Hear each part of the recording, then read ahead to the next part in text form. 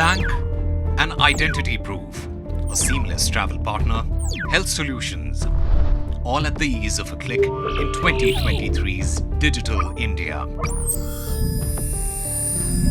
8 years after the Prime Minister launched what many call a digital revolution.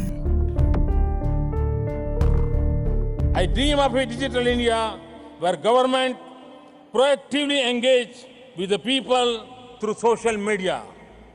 I dream of a digital India where quality education reaches the most inaccessible corners driven by digital learning. I dream of a digital India. The netizen is an empowered citizen. This was one of the first big targets set by the Prime Minister a year after coming to power in 2014.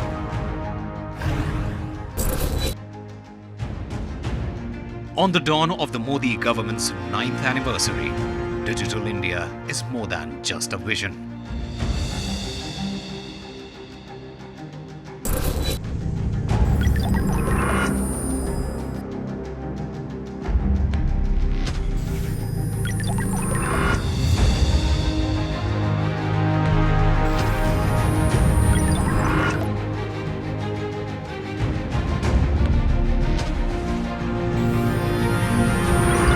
Touching millions of lives every day. The India stack has transformed the way governance is inclusive of every citizen, including the furthest Indian citizen. It's probably the only instance where a government-driven initiative has been so very, very successful. Now, we don't talk about tech and digital as separate from our lives anymore, right? So all these things over the decade has kind of put things on steroid. Now that actually is, in a serious sense, is what is called a digital revolution. Digital India is not just about apps, not just about stacks. And the numbers indeed tell the Digital India story.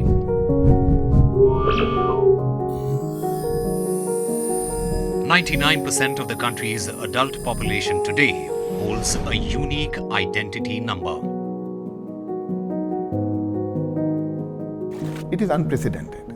Nowhere in the world 1.34 billion people got their identity using a system, a platform, which is Aadhaar. Almost 111 crore Indians have registered on CoWIN to avail COVID vaccination benefits across states. There is no parallel in any country where a database has scaled to billion plus in less than 8 or 9 months.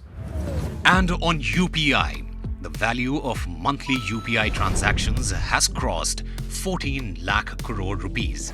The ability of UPI to work with different platforms is really world class. A lot of countries who felt they were excluded from the global financial systems and some of the sophisticated products, they are now looking at UPI and saying, hey, I can leapfrog all those problems. Out of the Digital India stack, the unified payments interface has stood out as a game changer. You can scan and pay. You can do UPI. From street vendors and rickshaw pullers to swanky showroom owners and hoteliers, all business, small and big, brought together by a QR code. The ease of business aside, the main achievement of this platform was creating financial inclusion. The way the UPI ecosystem has grown, I think there are lessons for it for even the developed world. And the UPI became the digital platform that enabled that 100 rupees leaves Delhi and 100 rupees reaches the beneficiary's account without leakage, without any delay. So I think it's been a very powerful demonstration that democracies can work. The seamless payment gateway makes road trips smooth too, cutting the long queues at toll stations with FASTag. Charging toll taxes automatically from one's UPI account with an instant scan. The FASTag stickers have removed the need for vehicles to stop at toll plaza.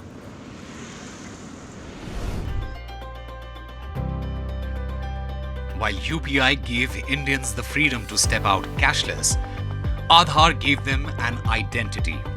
That's their gateway to e-governance. Under Nandan Nilekani's stewardship, almost every Indian today has a unique identification number. As the first chairperson of Unique Identification Authority of India, Nilekani created the foundation on which several governance initiatives are based. The Aadhaar was started in 2009 July, and the first Aadhaar was issued on 29 September 2010. Aadhaar got a tremendous boost in this government, which actually, made direct benefit transfer, electronic KYC, digital signatures on demand, multiple services actually started happening on top of Aadhaar. While Aadhaar creates a unique ID number for each person, it also provides one service which is called authentication. Authentication is where by means of OTP, fingerprint, iris and now face, you can prove that you are you. And this unique identity is in fact truly digital. It doesn't have to be carried physically and is available on the go with DigiLocker, the app which makes all important documents available on one's phone. The digital ID then connects across apps, be it making air travel simpler with Digi Yatra or tracking the COVID-19 situation with Arogya Setu. And Digital India has not just transformed the common Indians' lives, but even the way the government functions. The other area where within governance, where the use of technology has made a huge difference is the government e-marketplace, which is the GEM portal, which has completely revolutionized how government does procurement. It's an Amazon-like marketplace. Even the smallest of vendors can participate on it. It has leveled the playing field. It has brought an immense transparency to how government procurement works. Digital reach, though, still remains a challenge. And much more needs to be done to reach the last mile. With internet accessible to only half of the country, according to the Internet and Mobile Association of India, many are still alien to the benefits of Digital India. According to data from the World Bank, the internet penetration has increased from just around 14% in 2014. But even now, much more needs to be done. In this rural belt, just on the outskirts of the national capital, farmers say they have no internet connectivity, and for some, life is the same as it was before the Digital India mission. सरकार ने जो कहा था कि हम किसानों के internet के थ्रू किसानों पर हम अपनी बात पहुंचा देंगे, वो बात हम तक नहीं आ पाती। सरकार हमारी मदद कर रही है लेकिन हम तक नहीं आ पाती। लॉकडाउन से पहले बच्चे अच्छे नंबरों से पास आते थे, लेकिन लॉकडाउन में पढ़ाई ना होने की वजह से नंबर कम आने लगे। अब जो बाद में पेपर दिए हैं उसमें कम नंबर आए, क्योंकि और बच्चों की तरह उन्होंने पढ़ाई इंटरनेट से नहीं कर पाए। हमारे बस के बड़े फ़ोन लेने हैं नहीं, हम तो इनसे बात ही करनी रहती है सिर्फ हमें। But even in rural India, digital penetration is visibly making its ways.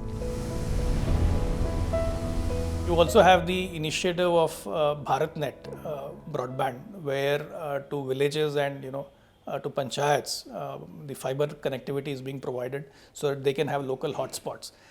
And I think it's a matter of time that that number will increase. Cybersecurity is yet another challenge. With any data on the internet, there are risks of a data leak that Digital India is not immune to. Obviously, cyber security and cyber crimes are something which keep on getting developed, and one has to take steps to ensure that breaches don't occur. Despite these challenges, Digital India is looking ahead to several new novel platforms. The big new step, government-backed e-commerce platform ONDC, is transforming online retail, empowering over 35,000 small businesses and restaurant owners across the country. With endeavors like these, the future for digital India is truly endless.